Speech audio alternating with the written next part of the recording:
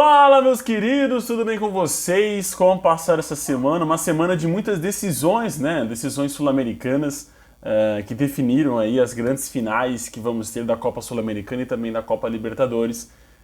Brasileiros ficaram pelo caminho, né? E eu vou trazer para vocês aqui a análise desses três jogos que a gente teve nessa semana, né? O jogo pela Copa Sul-Americana, a semifinal, e as duas semifinais da Libertadores. Meus queridos, seja muito bem-vindo na Rede com Todaro. Se você é novo por aqui, a gente sempre traz análise dos jogos das principais equipes do futebol brasileiro, né? As 20 equipes que constituem, né, a tabela do Campeonato Brasileiro. Então, em qualquer campeonato que elas disputem, a gente sempre traz as análises aqui para vocês. Ano que vem vamos ter 4 novas equipes, né? As 4 equipes que vão subir da Série B para a Série A, e aí a gente vai também trazer o vídeo, eu vou trazer aqui para vocês a análise e também a cobertura dos jogos para vocês. Fechou? Vamos começar então pelo jogo da terça-feira, que foi o confronto entre Fortaleza e Corinthians no Castelão, jogo de volta, né? O jogo de ida tinha terminado em 1-1, o jogo da volta o Fortaleza venceu agora por 2-0, gols de Iago Pikachu e Tinga. Foi uma vitória justa, na minha opinião, do Fortaleza, por ser a melhor equipe dos dois jogos. Jogou melhor o primeiro jogo, mereceu ter saído com a vitória de Itaquera, não aconteceu, né? Acabou saindo com o empate, que estava de bom tamanho também. A vida do Corinthians seria difícil no Castelão, mesmo com o empate, como foi com o empate. Só que, cara, é impressionante como o Corinthians se mostra um time cada vez mais perdido, né? Nos jogos que acaba disputando, e a gente percebe isso ao longo de cada jogo, né, que vai passando. Esse jogo em específico, o Corinthians não conseguiu um bom sistema defensivo, né, para segurar o Fortaleza no Castelão e tentar algumas estocadas no contra-ataque. Até teve no primeiro tempo uma grande chance com o Yuri Alberto, que foi desperdiçada pelo atacante, que parou no João Ricardo, que fez uma excelente partida, foi muito seguro nesse jogo. Mas, cara, o primeiro tempo e o segundo tempo foram muito iguais. O Fortaleza insistindo e criando jogadas e o Corinthians tentando se defender e muitas vezes contando com o Cássio e com a sorte novamente. Enfim, sendo sincero com vocês, o Corinthians foi longe na competição. Já era para ter caído contra o Estudiantes, onde era uma equipe muito melhor que o Corinthians, mas a sorte, né, e inevitavelmente foi sorte das bolas batendo na trave. Foram 4 bolas na trave, né? E com o goleiro completamente caído. Então não tem aquela probabilidade, mas o Cássio pegaria. Não. O Cássio estava fora da jogada, foi sorte. E agora contra o Fortaleza, o time cai. Não vai para a final da Copa Sul-Americana. Vai o Fortaleza. Vai uma equipe mais bem treinada, mais bem trabalhada, mais bem lapidada e preparada para chegar nessa final. Dentre as duas finais, eu já adianto que entre Fluminense e Boca Juniors na Libertadores e Fortaleza e LDU, né, que vai ser o adversário do Fortaleza na final, eu acho que o Fortaleza tem mais chance de conquistar esse título, até pelo adversário.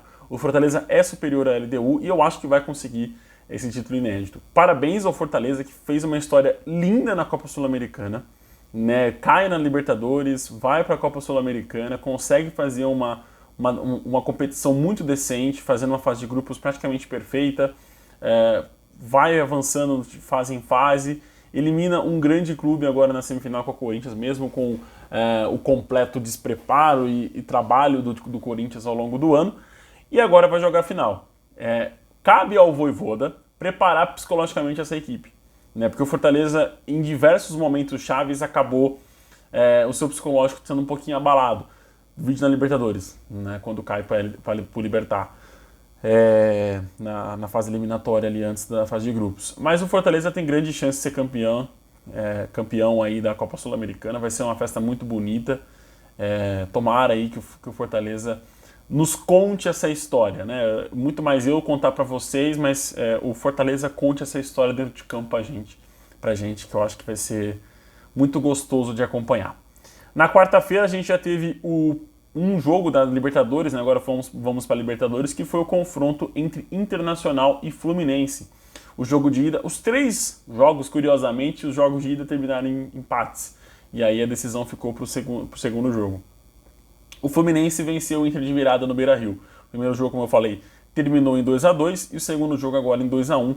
O Inter sai na frente com o Mercado no primeiro tempo, com uma falha grotesca do Fábio. né, sai todo estabanado, acaba tropeçando na própria perna e deixa o gol livre para o mercado fazer, para escorar de cabeça. E no segundo tempo o Fluminense, cara, me arrisco a dizer que o Fluminense ele não jogou bem esse jogo, tá? O primeiro tempo só deu Internacional, o Fluminense estava completamente entregue.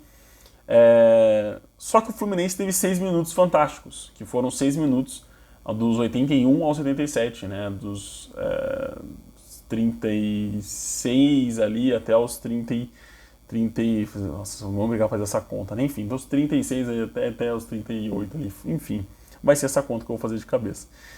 Mas é isso, meus queridos, foi dos 81 aos 87 que o Fluminense teve minutos mágicos, fantásticos, contando com a estrela de Cano, contando também com a grande fase do John Kennedy, né? O atacante que começo de temporada estava na Ferroviária, que é um grande time aqui de São Paulo, um time tradicional aqui de São Paulo, e agora está fazendo uma excelente final de temporada aí pelo Fluminense, sendo decisivo nos jogos contra o Olímpia e sendo decisivo novamente agora contra o Internacional. Mas o Fluminense não jogou bem. Eu tive esse, vamos dizer, esse feeling, né? O Fluminense aproveitou as chances desperdiçadas pelo Ener Valencia, isso ficou claro.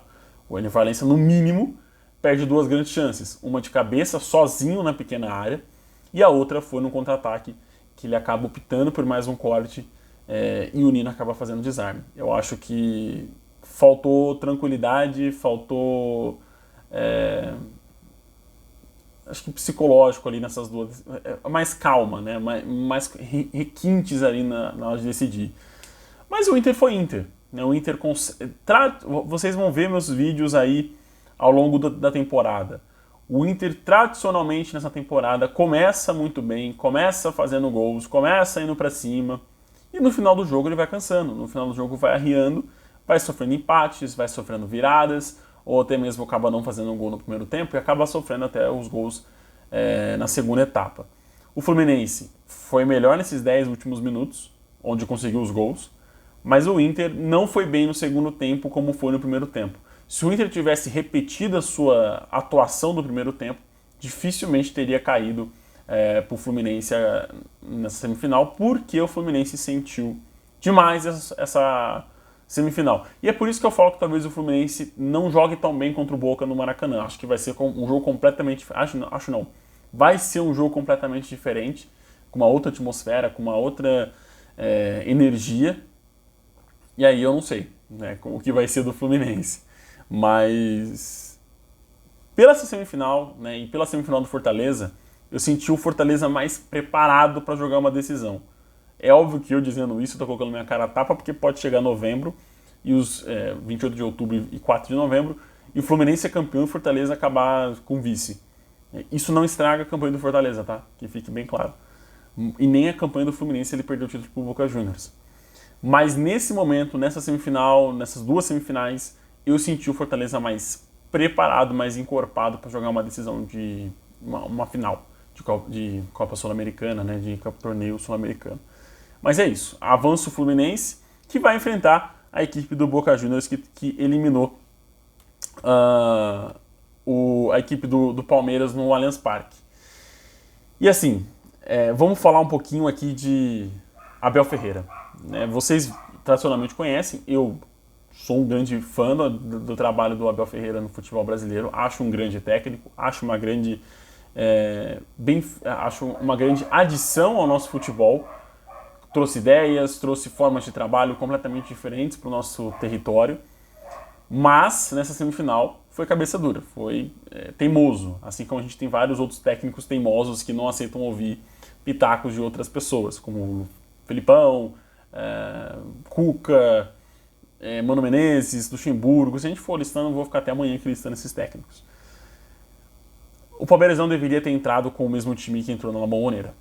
Tá? É um outro jogo, é uma outra atmosfera. O Palmeiras precisava vencer esse jogo, não só para avançar contra o Boca Juniors, mas para retomar a confiança. O Palmeiras passa por um momento muito crítico desde a lesão do Dudu.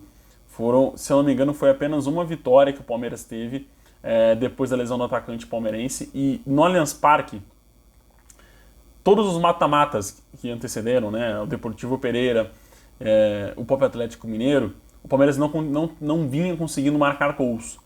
Então você tem que ir com força máxima, você tem que colocar os seus moleques, você tem que colocar o Endrick, você tem que colocar o Luiz Guilherme, você tem que colocar o Kevin, que estavam bem, estavam jogando bem. Quando entraram, principalmente se a gente for lembrar da partida contra o Red Bull Bragantino, que John e Endrick jogaram muita bola no primeiro tempo, eles mereciam ter essa oportunidade. E aí, vai entrar um ponto que eu quero que vocês deixem a opinião de vocês também aqui nos comentários.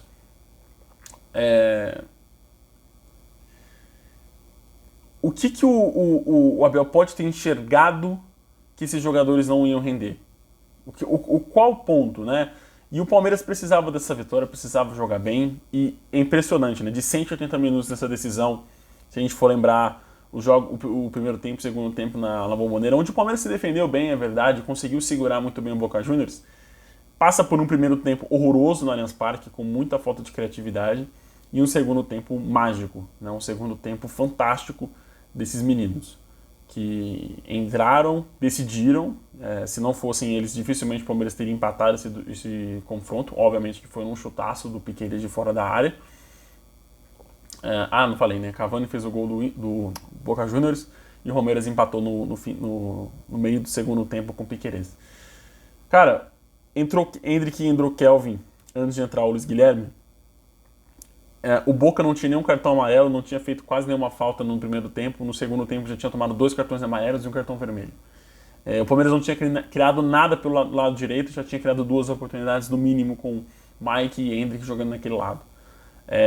Sentia alguns jogadores perdidos em campo, caso de Gabriel Menino e próprio Rafael Veiga. Então eu acho que essa garotada precisa mais de espaços, até para dar mais variação tática ao Abel, que perdeu um grande jogador, é verdade. Acho que a perda do Dudu é muito significativa para esse final de temporada.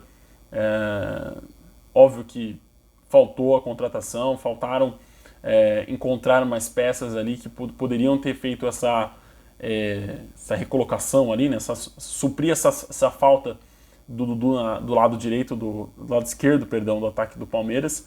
Mas quando entra o Kelvin, ele consegue fazer essa ligação muito boa com o Piqueires. Então acho que há peças. São meninos, são jovens, mas desde quando eles começaram nas categorias de base do Palmeiras, já mostraram ter a capacidade de decidir, de ter esse poder de decisão.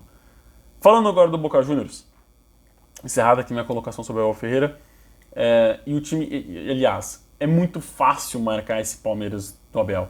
O Arthur não consegue ter esse sistema, não consegue jogar nesse sistema para criar, para ser um jogador individualista. O Mike não é esse jogador que pode dar um drible a mais ali do lado de campo para criar uma jogada. E o Veiga fica perdido no meio. Isso é fato. Então é muito fácil marcar esse Palmeiras do Abel.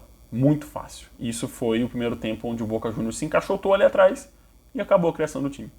Falando agora do Boca, aproveitando que eu já falei o nome dos argentinos aqui, uma partida ok. Em termos táticos, em termos de criação, em termos de ofensividade, foi uma partida ok. O Boca foi para o Allianz Parque em busca do empate, com a certeza de que o Romero faria uma grande decisão de pênaltis, pegando pênaltis, né? O goleiro argentino pegou 2 pênaltis, né? O Everton pegou 1, mas aí o Boca conseguiu o Romero pegou os pênaltis do Rafael Veiga e do Gustavo Gomes, né? E o Everton pegou o pênalti do Cavani. O primeiro pênalti de cada um foi perdido, né? O Cavani cobrou primeiro pro Boca, perdeu. O Veiga cobrou primeiro pro Palmeiras, também perdeu.